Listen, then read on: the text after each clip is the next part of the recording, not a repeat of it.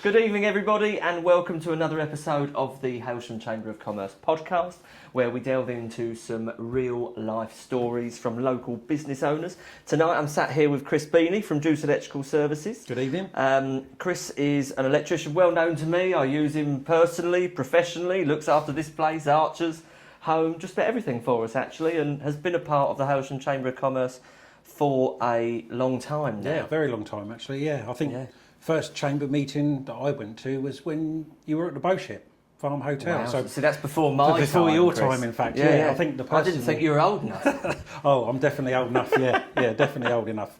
So yeah, been a chamber member since then, really. Nice, good. So obviously, I mean, you've seen a lot of changes over that time. So coming from the Bow Ship, then I think I'm right in saying then it moved to B12. Is that right? Yes, it would have been B12. Then some time at the community centre. Yes, during those lovely COVID times. Yeah.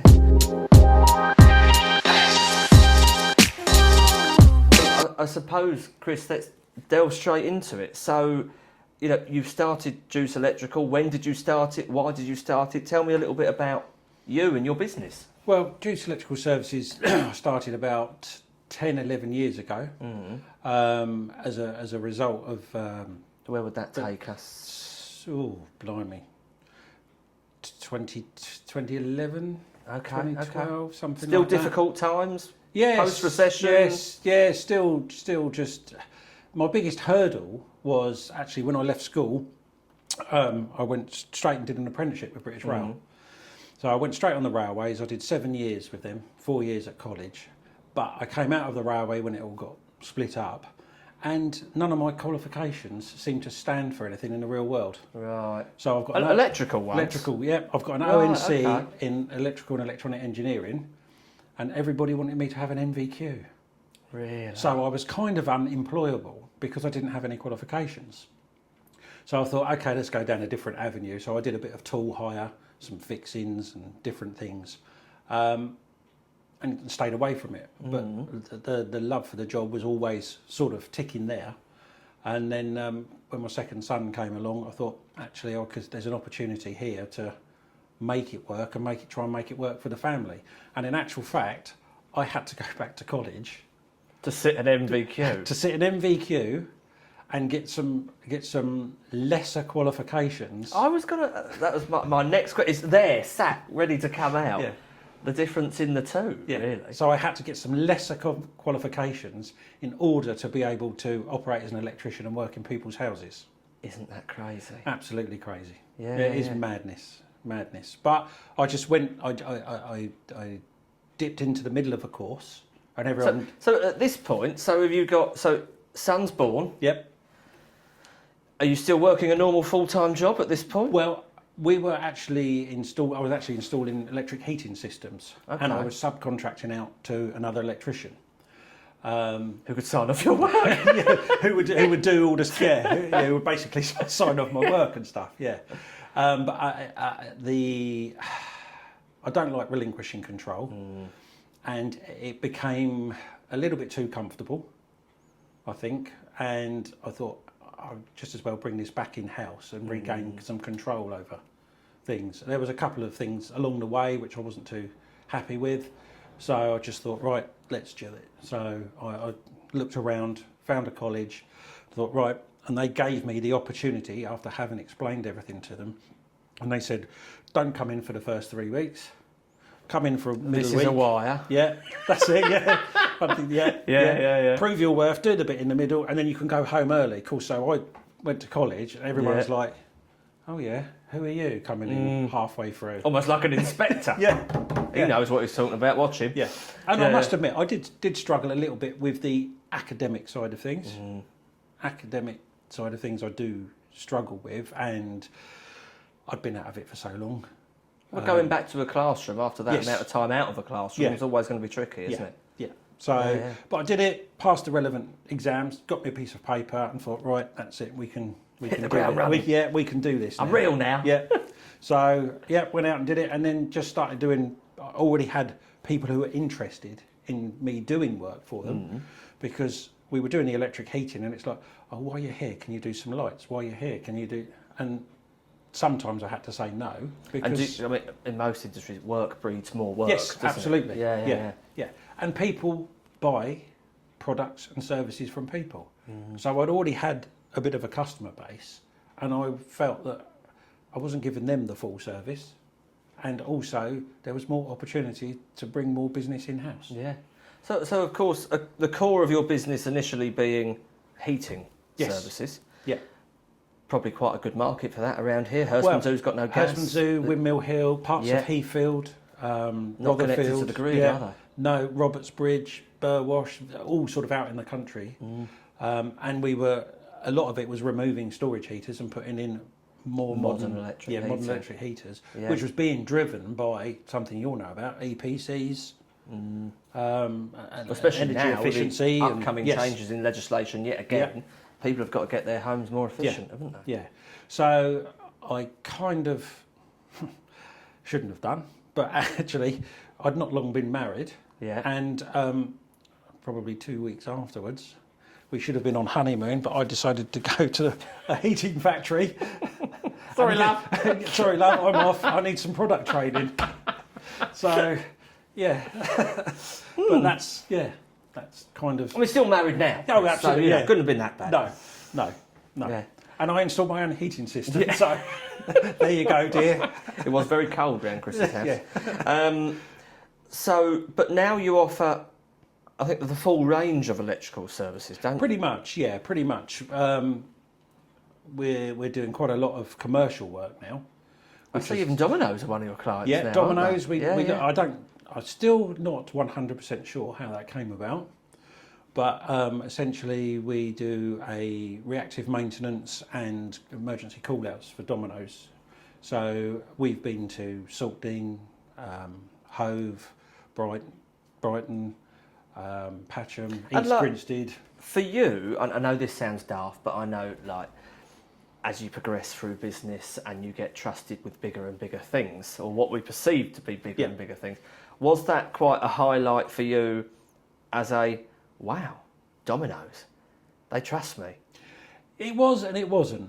I keep being told by a number of people I'm not very good at taking praise, and also I don't realise what I've got until I actually physically stop and go, oh blimey, I'm dealing with Domino's. I'm doing all right here. It seems to be, yeah, and it's that realisation, and one of the worries was, could I provide the service to them, but could I also survive on that commercial level with what can be quite brutal payment terms and what can be quite demanding and instantaneous and not particularly friendly. But actually, it's none of that. I've got a good working relationship, and in fact, it's far better than what I could have imagined it to be.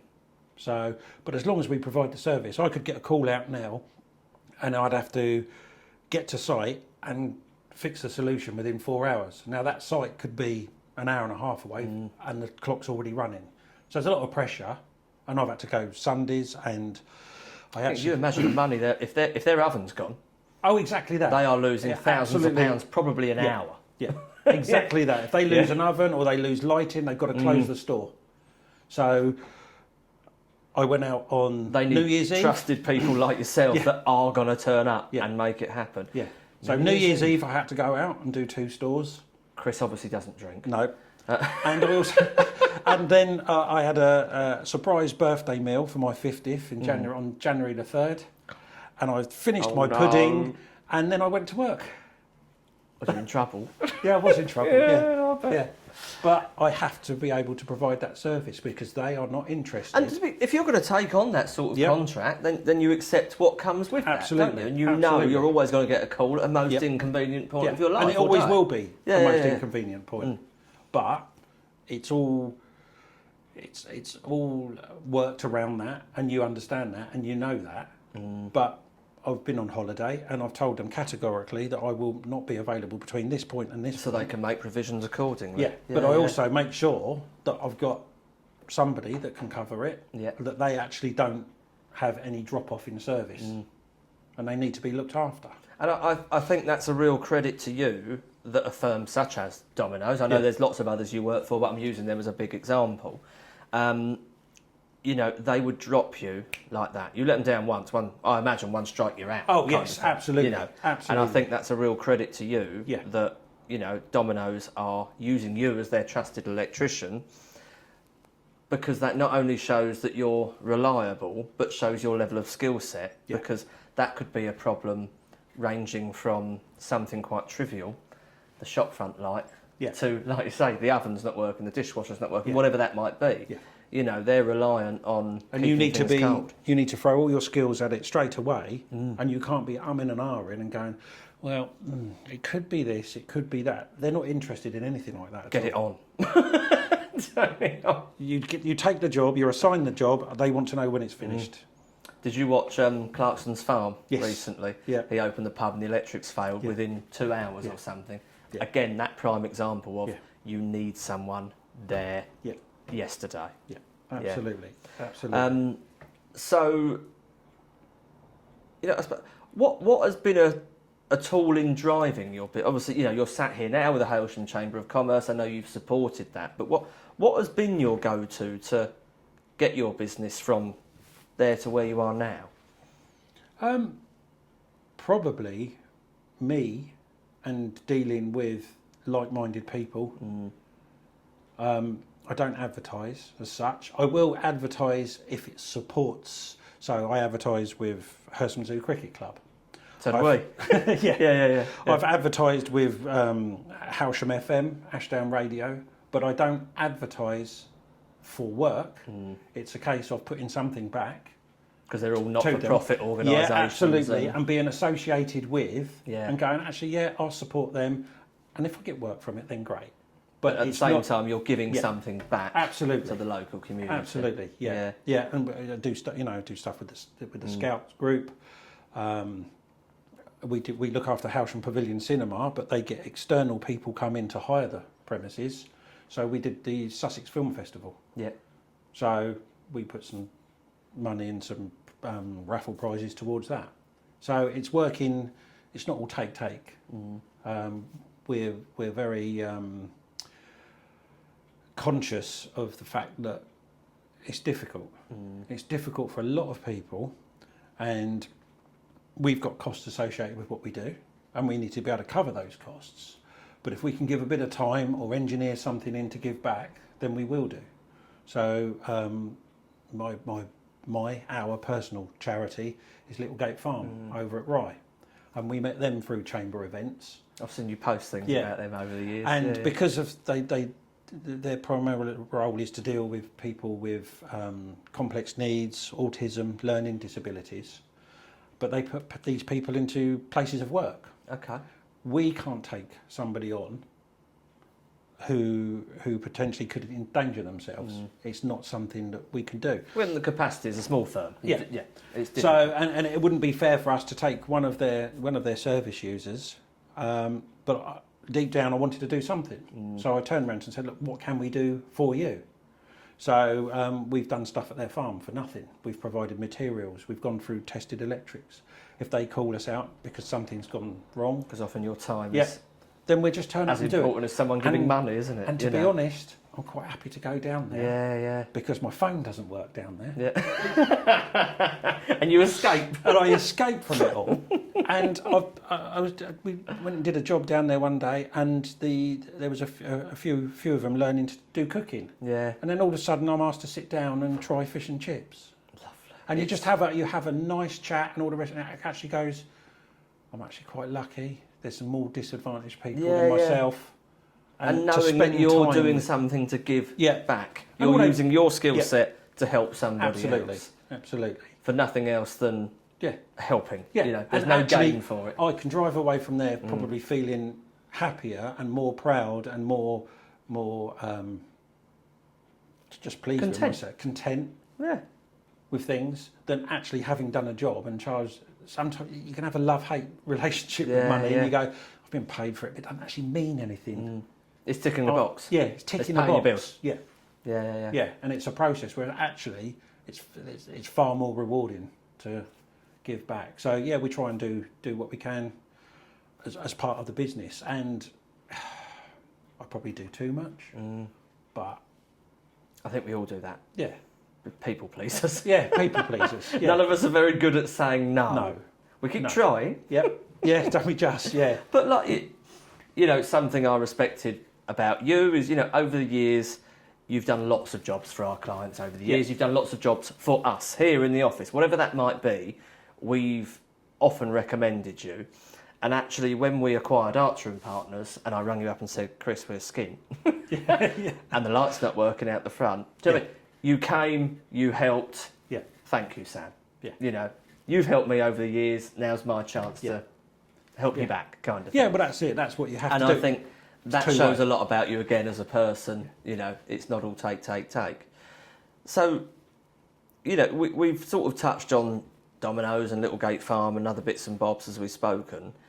Have there been any sort of real difficult times? Yeah, there's been a couple of moments along the way, as there is probably with most businesses. And you can. What am I doing? It's Moments? yeah. I saw a phrase a few weeks ago, something about my quote includes me sitting up at 2:00 in the morning worrying about your job. Yeah. And I very often have woken up and gone, oh, actually, and spent a couple of hours. How true is that? And you're like, as well. Yeah. Yeah. and no disrespect to fencers, painters, and decorators. But what they do isn't necessarily going to kill someone. The fence might blow over. They might have put the wrong colour on the wall. Absolutely. As annoying as that is, it can all be rectified. If we've missed something, or I haven't designed something quite right, You're endangering people's I'm lives. endangering people. Yeah. Yeah, and it's a, I don't know why, but it's a very neglected subject. Gas seems to get quite a lot of respect. And obviously if something goes wrong, you can smell the gas.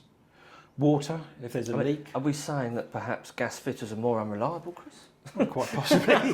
Maybe there's been more mishaps with gas than there has electric. Maybe they engineer their own work. which is another thing. We pride ourselves on not actually having to go back.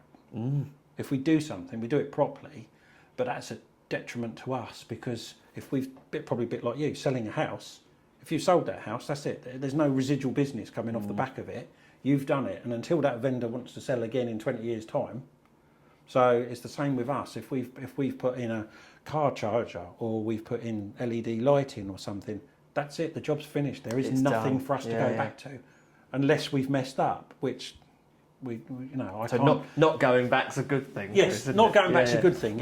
Yeah, absolutely. But you do kind of shoot yourself in the foot, because you've done the job and it's finished. And it's like, okay. And like you say, and all you can do is hope they think of you next time if they need anything else. Absolutely. Isn't it? Yeah, absolutely. Because there shouldn't be any problems with it for 20 years. You're quite No, well, right. if I've signed something off for 10 years, I don't want to see it for 10 years. And it's only Yes, it's not a good thing if you are being No. called back, is it? And usually it's because somebody somewhere has either messed around with it, or there has been a genuine incident, either water getting in, or there's been vermin damage. You've spoken about it before when we've met. There's quite often in your industry regulation changes. Yes. How do you go about keeping up with those? Well, you don't have to be registered to operate as an electrician. Which baffles my brain. There is no legal requirement. So I could send you to away to college, you could pass the course, and then you could start operating as an electrician. Start your own business. Yep, start your own business and away you go. Not regulated by Anybody, and not answerable to anybody. So no redress scheme, No, nothing at all? Nothing at all. Nothing at all. I'm really surprised at that. Really surprised. Yeah. So not only have we put ourselves with a competent person scheme, albeit with the NIC, which is a regulatory body. What's the NIC stand for? Don't. It's NIC, EIC, but I can never remember. But they're one National... of the oldest Inspectorate Council of Electrical Installation. Yeah, one of those. But that's the problem. That's the problem. The general public don't even know that they exist. Everybody's heard of Gas Safe, or should have had a gas safe, or So whatever it is now. again, that's probably why I'm so surprised, because I've got plumbers that are friends and they have to every so often go and almost re-qualify Yep. to be able to sign anything gas related off. Yeah, absolutely. So I voluntarily joined a domestic scheme so that I could sign off my own work with building control and the council. And then as it's progressed, I've actually become an approved contractor, which is the top tier. And I have to pay for that privilege. So I pay a membership fee for that. I have to pay a day's money to the engineer, who turns out once a year and then goes through audits all of my office procedures, all of my paperwork, and then wants to go out and see 3 of my jobs. Which you would assume would just be industry norm, wouldn't you? Yeah. But I choose to do this. I choose to do this and be registered, which then makes me accountable. Yeah. But then it also brings a lot of costs, because then I have to certificate stuff. I've got no problem with doing it, but there's a charge involved with it. Yeah. Public liability, professional indemnity, waste carrier's licence, so on and so forth. Then I am then competing with, say, Dave down the pub, Joe Bloggs, Blogs, or whomever. Who's qualified? I can do that. Yeah, he's qualified. Yeah, and I can do that socket for 20 quid. Okay, well, But I don't how want if that. there's no ongoing mandatory courses like Gas Safe? If you qualified 30 years ago and you're not part of that scheme, which you are, but if you wasn't, how do you keep up with the latest changes? So your good old friend YouTube and just general literature that can be picked up at the wholesalers or anything like that, really. Potluck. Potluck, Yeah. So we're currently on the 18th edition regulations. The book alone's £80 before I even do the course and the exam, to then make sure that I'm up to specification and looking at all the changes. And things are changing so quickly.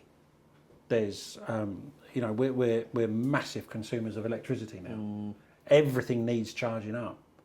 Solar panels are becoming really common, aren't they? Electric cars are becoming really common. Yeah, absolutely. And it's just and everything we speeding have, up. Everything's electric now, isn't it? Yeah, absolutely. Absolutely everything. Yeah. Which people don't realise that actually, if the electricity goes off, you've got hospitals, police stations, your internet. It's critical. We are so reliant on it now. Yeah. And especially as we go over the next 10 years and gas boilers become less of a thing, electric heating becomes more of a thing. Let's go back to it, Chris. A power cut is going to knacker the nation. Oh yeah, well and truly.